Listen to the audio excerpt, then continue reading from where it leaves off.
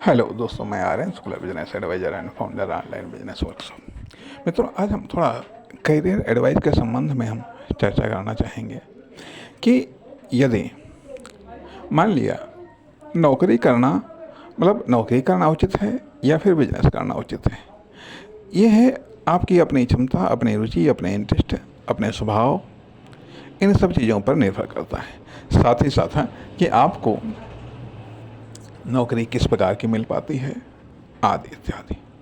लेकिन लेकिन यदि आप नौकरी से सेटिस्फाइड नहीं हैं, यदि नौकरी में आप अपनी पूरी योग्यता और क्षमता का उपयोग नहीं कर पा रहे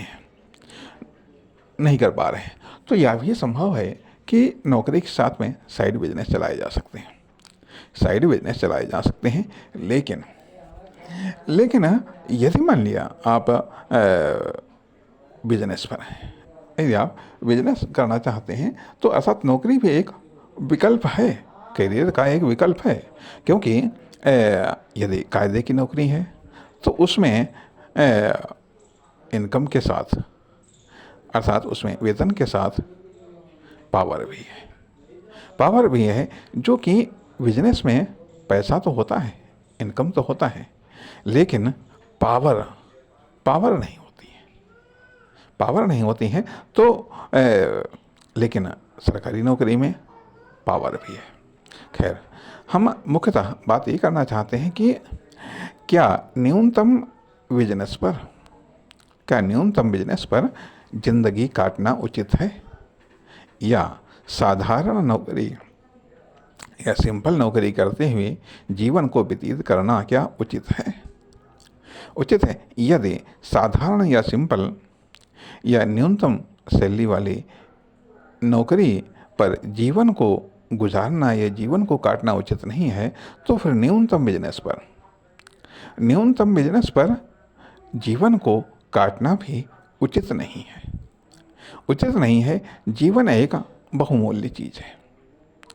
जीवन एक बहुमूल्य चीज़ है, इसे सोच समझ करके खर्च करना चाहिए।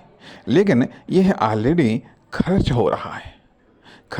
सिर्फ हम केवल इसको दिशा दे सकते हैं, इसके उपयोग को दिशा दे सकते हैं, लेकिन इसे बचा नहीं सकते हैं। यही मजबूरी है, यही व्यवस्था है।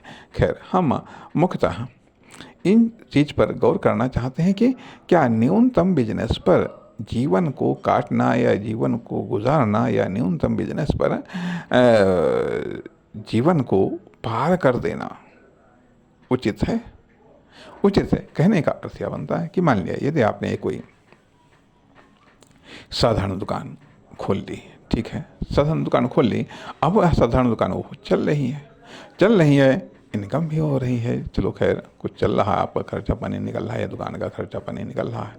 अब आप उसी में जीवन को काटे चले जा रहे हैं, इस उम्मीद में शायद ये बढ़ जाएगी। तब तक पता चलता है कि दूसरा कंपटीटर बिल्ड हो गया, या तो प्रोडक्ट का, या फिर आपका कंपटीटर बिल्ड हो गया, या आपकी दुकान का कंपटीटर बिल्ड हो गया, या फिर प्रोडक्ट या सर्विस का या आपके तरीके का ही बिल्ड हो गया। पता चला जो आप जब उम्मीद करे बैठे थे कि अब ये बढ़ेगी, और वो फिर से उसी डाउन पर आ गया। तो सवाल ये उठता है कि आखिरकार क्या यह उचित है? एक न्यूनतम बिजनेस पर जीवन को काटना क्या उचित है?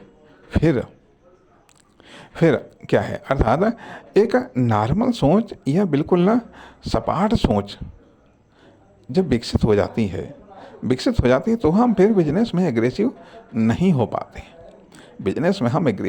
पाते हैं। केवल हम इस सोच को हम झकझोरना चाहते हैं कि जो सोच यह बिल्ड करती है कि न्यूनतम बिजनेस पर अर्थात जो आप समझ रहे हैं, या जो आपके साथ में हो रहा है, या जो आपको इनकम मिल रही है, इसको आप कह सकते हैं ये अधिकतम सही जा करके, लेकिन यह न्यूनतम भी हो सकती है। यह न्यूनतम आपकी सक्सेस हो सकती है, या निम्नतम सक्सेस हो सकती है। तो इस पर जीवन को, क्योंकि ऐसा देखने में आया है कि लोग बिजनेस को करते हुए या बिजनेस की एक ही इनकम को करते हुए या बिजनेस को जैसे तैसे धक्का मारते हुए जीवन को पार करने पर लगे रहते हैं, जीवन को काटने पर लगे रहते हैं। अपेक्षाकृत उस स्पीड में नहीं तरक्की कर पाते हैं जिस स्पीड में मतलब दुनिया की औसत स्पीड से भी उनकी तरक्की नहीं हो पाती है या उनके बिजनेस की तरक्की नहीं हो पाती है। जबकि चाहिए यह कि उनकी स्पीड से दुनिया, देश, समाज, मार्केट की औसत स्पीड बढ़नी चाहिए। क्यों नहीं स्पीड बढ़ पाती है? क्या कारण है? क्या कारण है जिसके कारण वो अपनी स्पीड नहीं बढ़ा पाते हैं? क्या वो तैयारी नहीं कर पाते हैं? दिक्कतें कहाँ पर खड़ी हो जाती हैं? दिक्कतें कहाँ पर खड़ी हो जाती हैं? अब यहाँ पर हम एक उदाहरण हम देना चाहेंगे। एक उदाहरण देना चाहेंगे। आखिरकार होता क्या है कि हम ये मानते हैं, हम ये समझते हैं और देखते हैं कि जो मैन्युफैक्चरर है, ठीक है, मैन्युफैक्चरर सप्लायर या डिस्ट्रीब्यूटर का मान लिया उसके अवसरों को शोषित करता है। सप्लायर या डिस्ट्रीब्यूटर रिटेलर के व्यावसायिक अवसरों को शोषित करता है या मान लिया रिटेलर सप्लायर को शोषित करने का प्रयास करता है और सप्लायर मैन्युफैक्चरर को शोषित करने का प्रयास करता है। उसके अवसरों को, उसके विकास के अवसरों को, आर्थिक विकास के अवसरों को शोषित करने का प्रयास करता है। उदाहरण के लिए कि मान लिया कि एक प्रोडक्ट है, सब आपस में ही एक दूसरे से कंपटीशन करते हैं। अर्थात रॉ मटेरियल सप्लायर मैन्युफैक्चरर को शोषित करने का प्रयास करता है। मैन्युफैक्चरर एक तरफ रॉ मटेरियल सप्लायर को शोषित करने का प्रयास करता है। अब एग्जाम्पल के लिए कि मान लिया कोई ए प्रोडक्ट है। अब वो उसकी एक क्वालिटी या क्वांटिटी और रेट आज के दौर में ठीक निर्धारित है। आज के दौर में निर्धारित हैं उस प्रोडक्ट के, ठीक है। अब आज के दौर में रेट निर्धारित है, उसकी क्वालिटी भी निर्धारित है, क्वांटिटी भी निर्धारित है। अब क्या करता है मैन्युफैक्चरर? आगे चल करके मान लिया वो रेट बढ़ा देता है। जिस अनुपात में वह रेट बढ़ाता है उससे कम अनुपात में क्वालिटी और क्वांटिटी बढ़ाता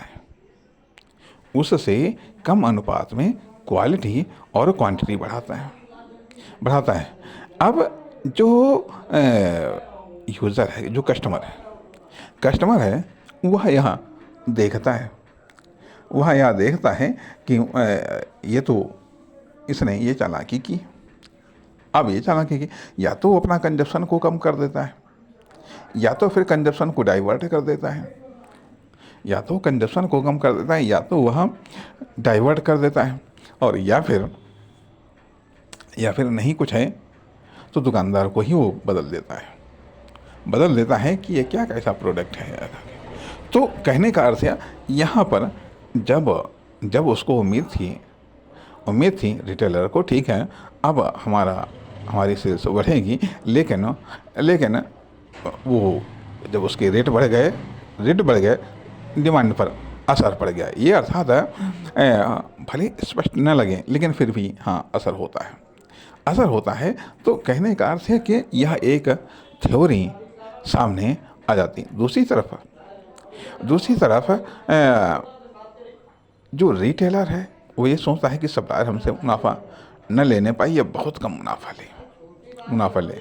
उधर डिस्ट्रीब्यूटर सोचता है कि मैन्युफैक्चरर हमसे मुनाफा न लेने पाए या बहुत कम ले पाए। मैन्युफैक्चरर सोचता है रॉ मटेरियल सप्लायर हमसे मुनाफा न लेने पाए या कम से कम ले। और रॉ मटेरियल सप्लायर सोचता है कि हमें अधिकतम मुनाफा मिलना चाहिए, मैन्युफैक्चरर सोचता है कि हमें अधिकतम मुनाफा मिलना चाहिए, और सप्लायर सोचता है कि हमें अधिकतम मुनाफा मिलना चाहिए, और रिटेलर सोचता है कि हमको अधिकतम मुनाफा मिलना चाहिए,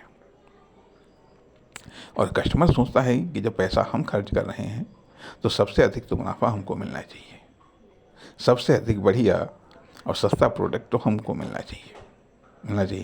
अब उसके पास में वो तमाम सारे ऑप्शंस को ट्राई करता है। तो वास्तव में सबसे अधिक मुनाफा प्राप्त करने का हक तो कस्टमर को है। जो इस बात को समझता है निश्चित तौर पर वो कामयाब होता है। तो हमारे कहने का अर्थ यह कि जिसके चक्कर में जो न्यूनतम बिजनेस पर बिजनेसमैन जीवन को काटने के लिए बाध्य होता है, अर्थात जब कुछ कर नहीं पाता तो बाध्य ही होता है। क्या इसे हम कहें व्यावसायिक अपंगता कहें, या व्यावसायिक अकर्मण्यता कहें, या व्यावसायिक उद्यमिता का अभाव कहें, या व्यावसायिक सर्च या एक्सपेरिमेंट का अभाव कहें, अर्थात इस प्रकार के जो व्यावसायिक निर्णय हैं वो व्यावसायिक उन्नति में बाधक हैं। वहीं दूसरी तरफ कि यदि मैन्युफैक्चरर कोई ऑफर जनरेट कर देता है, कोई डिस्काउंट जनरेट कर देता है तो इससे डिस्ट्रीब्यूटर भी उत्साहित हो जाता है, रिटेलर भी उत्साहित हो जाता है। लेकिन जब मैन्युफैक्चरर या डिस्ट्रीब्यूटर या मान लिया रिटेलर प्राइस को बढ़ाता है, क्वालिटी को घटाता है या क्वांटिटी को घटाता है तो उससे सेल्स अनुत्साहित होती है, इनकम भी अनुत्साहित होती।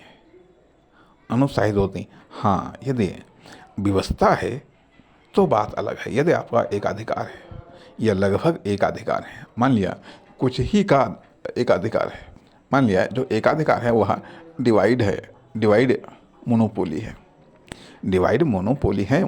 है, लेकिन डिवाइड है वो कुछ में, तब तो बात अलग। जैसे कि मान लिया इस समय टेलीकॉम सेक्टर में मोनोपोली डिवाइड है। जियो, एयरटेल, वोडाफोन आइडिया। तो वोडाफोन आइडिया अर्थात तीन में अधिकांशतः टेलीकॉम मार्केट डिवाइड है। तो यहाँ पर ये डिवाइड मोनोपोली है, ठीक है। तो तब तो ठीक है, अभी मान लीजिए 20-25% बढ़ाए गए, कोई बात नहीं है, शायद ही मार्केट पर कुछ इनकी असर पड़ा हो, नहीं तो सब यूज़ कर रहे हैं, जो यूज़ कर रहे हैं वैसा यूज़ कर रहे हैं। तो कहने का अर्थ यहाँ कि लेकिन यदि मान लिया ऐसा नहीं है तो असर पड़ता है। अब इसको आप कवर कैसे करेंगे? अर्थात जब आपके पास में कोई ऑप्शन नहीं है या आप ऑप्शन जनरेट करने लायक नहीं है तो आप न्यूनतम बिजनेस पर जीवन को काटने के लिए आप बाध्य हैं, विवश हैं। यह आपकी मजबूरी है। जब आपके पास में कोई ऑप्शन ही नहीं है तो जैसे भी इनकम हो रही है, जैसा भी धंधा चल रहा है कि उस हिसाब से मान लिया आपको उसमें रहना है, टिकना है, मजबूरी है। कहने का अर्थ है कि जब हम देखते हैं कि जैसे मान लिया शहर जिस अनुपात में तरक्की करता है तो उस अनुपात में किसी बिजनेसमैन की तरक्की होती है या कोई उसको क्रॉस भी कर जाता है। कहने का अर्थ वो बनता है कि यदि मान लिया दुकानदार के मामले में, यदि शॉपकीपर के मामले में या रिटेलर के मामले में कंपटीशन बढ़ता है, यदि मान लिया सप्लायर के मामले में कंपटीशन बढ़ता है, यदि मान लिया मैन्युफैक्चरर के मामले में कंपटीशन बढ़ता है, तो मार्केट के रूप में भी कंपटीशन बढ़ता है। मार्केट भी, यदि सोसाइटी डेवलप होती है तो मार्केट भी डेवलप होती है, मार्केट भी बढ़ती हैं। अर्थात ये भी कह लीजिएगा बड़ी मार्केट और बड़ी होकर के छोटी मार्केट का कंपटीशन करती है, और यह छोटी मार्केट और बड़ी होकर के बड़ी मार्केट का कंपटीशन करती है। इसलिए मार्केट बहुत छोटी मार्केट देखा यह जाए कि एक कॉमर्शियल यूनिट अपने आप में एक मार्केट होती है। ये मार्केट की सबसे छोटी इकाई है, ये मार्केट की छोटी इकाई है। तो अब यह जब एक से अधिक मार्केट हो जाती है, कहने का अर्थ है कि छोटी मार्केट, बड़ी मार्केट, बहुत बड़ी मार्केट, इस प्रकार से मार्केट की कई पीढ़ियाँ हैं। मार्केट की कई पीढ़ियाँ हैं, छोटी मार्केट बड़ी मार्केट में बनती चली जाती है, बड़ी मार्केट बहुत बड़ी मार्केट में बनती जाती है। तो इस प्रकार की ये मार्केट भी मार्केट की कंपटीशन करती हैं, मार्केट भी मार्केट का कंपटीशन करती हैं। एक मार्केट यदि बढ़िया डेवलप हो गई है तो दूसरी मार्केट को दूसरे मार्केट से कंपटीशन करने लगती है। तो कहने का अर्थ है कि जिसका असर जब मार्केट से कंपटीशन करती है तो उसका असर उस मार्केट में बिजनेस करने वाले, चाहे वह मैन्युफैक्चरर हों, चाहे वह सप्लायर हों, चाहे वह रिटेलर हों, तो सब पर पड़ता है। तो अब ये जो प्रभाव है मार्केट कंपटीशन का प्रभाव या कंपटीशन का प्रभाव, तो इन सब का जो प्रभाव पड़ता है, जो इसको हैंडल कर ले गया तो निश्चित तौर पर वह मान लिया न्यूनतम बिजनेस पर जीने के लिए बाध्य नहीं होता है। लेकिन जो इसके प्रेशर में आ गया वह न्यूनतम बिजनेस करने के लिए बाध्य होता है, विवश होता है, मजबूर होता है, ये समय काटने के लिए विवश होता है। तो अब यहाँ पर ऐसी परिस्थितियों में शायद कॉमर्शियल एजुकेशन महत्वपूर्ण होती है, जो उसको एक ऑप्शन देती है। हम समझते हैं कि इस पर अभी और चर्चा करने की आवश्यकता है। नमस्कार, धन्यवाद।